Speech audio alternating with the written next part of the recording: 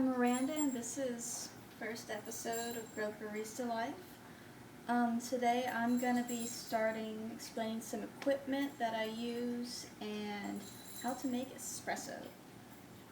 So the first thing we're going to need is a scale, because you have to measure your coffee. You can't just do like Mama and scoop things and just, no, coffee is science. We measure it, electric scale.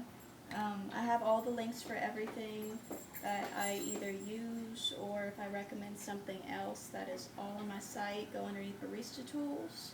So, scale, you need coffee canister because you want everything to be completely sealed. This one, you want a rubber seal, so no air gets in, no light. You don't want anything. If it's cute because you can see the beans, it's not going to work because your beans are going to die. Sunlight kills coffee beans. We have an electric kettle. You can use on the stove if you have a little kettle. You can use just stovetop, but you have to measure the temperature of your water. This brings it to boiling and then shuts off. And then I have my coffee grinder. This is an Encore Barista. It's, whenever I was searching, I did research on the Coffee Association, Specialty Coffee Association. I have cats. The Specialty Coffee Association, Barista is the brand that they recommend. They were suggesting the model right above this. This is pretty much the exact same thing, except it's not so many bells and whistles. It's not digital. You don't need something digital. You just need a good burr grinder that's going to grind your beans. This one, this was like $120. That whenever I bought it, I think it's somewhere around $170 on Amazon right now. I have the link. But it's really good.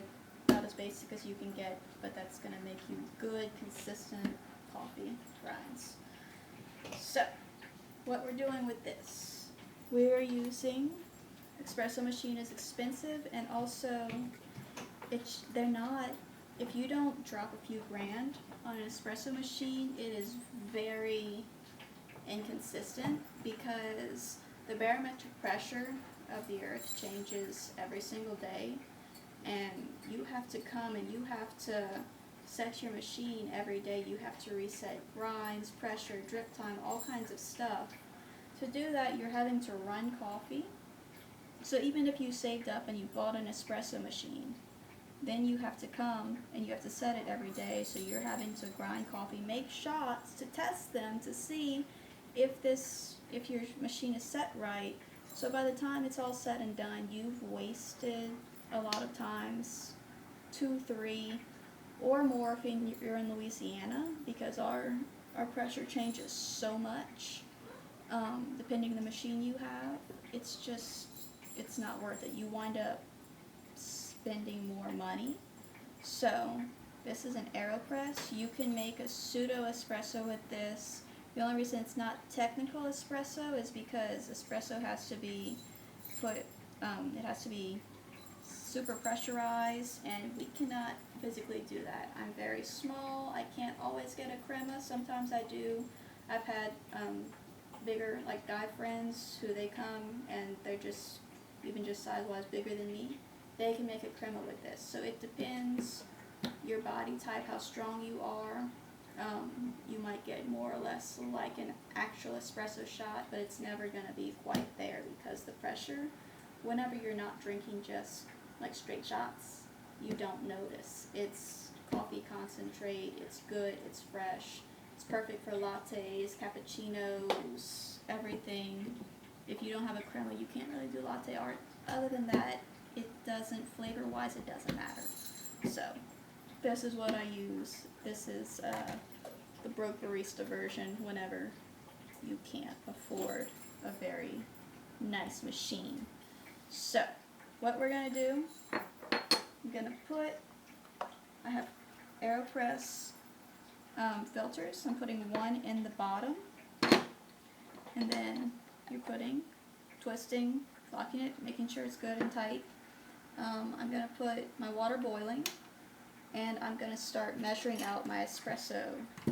So I want You want 21 grams of espresso beans. We're going to be making 1.5 ounce shots. So if you ever want to like adjust the recipe, just do it in that ratio, 21 grams to 1.5 ounces. So tamp this. I need to tamp it. Tear it off. Make sure everything's good in grams.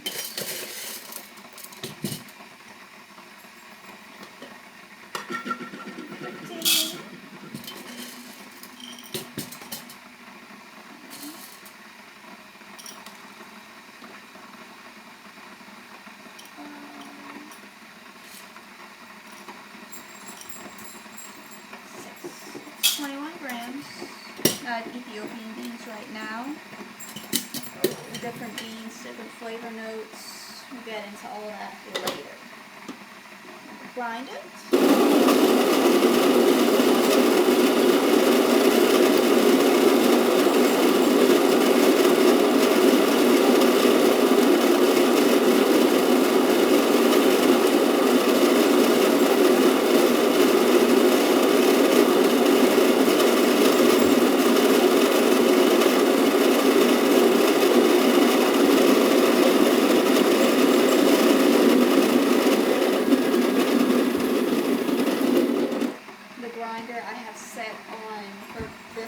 Particular grinder, you set it on 8. That's a good. You want your espresso the grinds. You want them kind of, they're fluffy, powdery, but kind of sandy too.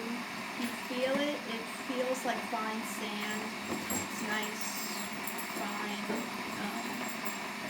Not like super fine, but it's a good kind of in the middle. Hard to describe without you being able to hear and see it. Yeah, so 8 on the Rasta Encore. I'm going to put them, I just have a little plate, no tea thing, so that way it doesn't drip through if anything drips. Put my espresso beans in there.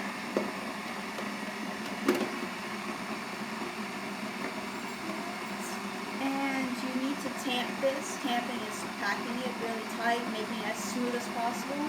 They don't make tamps for aeropress. I've seen people suggest using a spice container or something. I have a container of green sprinkles that I use.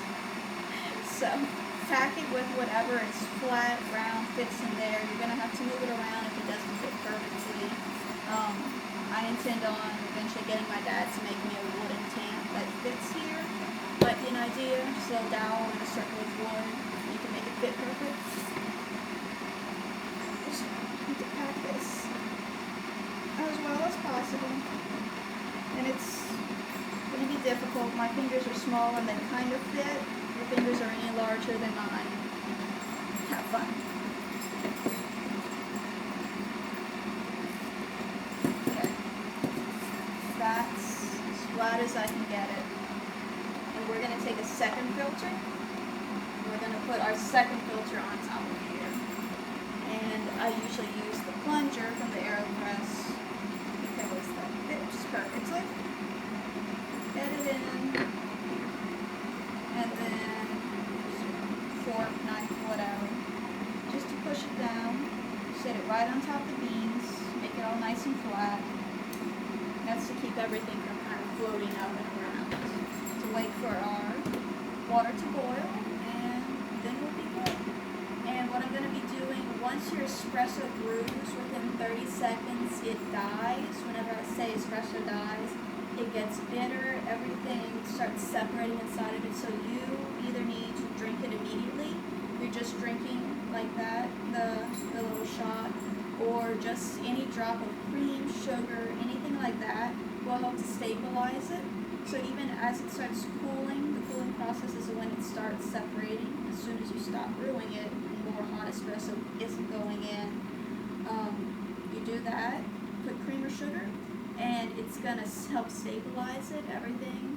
I'm going to be making an Americano.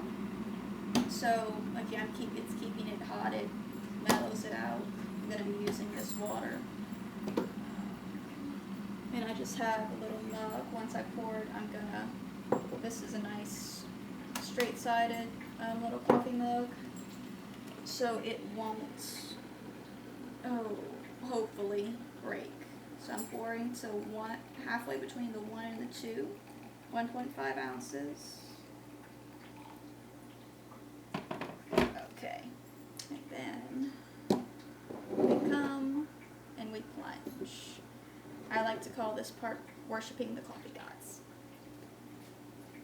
And now we worship the coffee gods.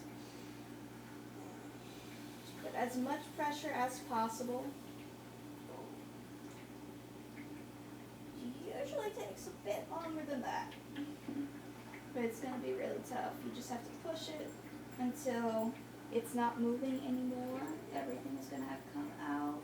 So, I have my espresso. I want to add hot water really quickly.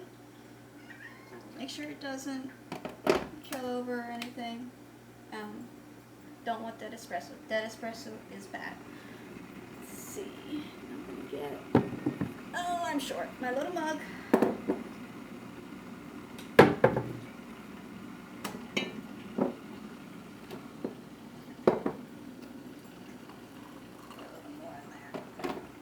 And you want 8 ounces. I don't drink Americanos, so I'm just eyeballing because I don't care. Yeah, this is going to wind up plant fertilizer because I just don't like Americanos. I'm making me a latte. Oh. But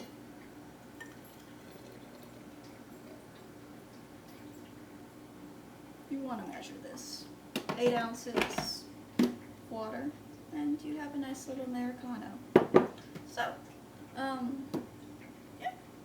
Thank you for joining me for my first video. That's how you make espresso. Americano is just espresso and water. However strong you like it, you can adjust it because everybody has their own taste, but espresso and hot water. See y'all next time. Thanks. Bye.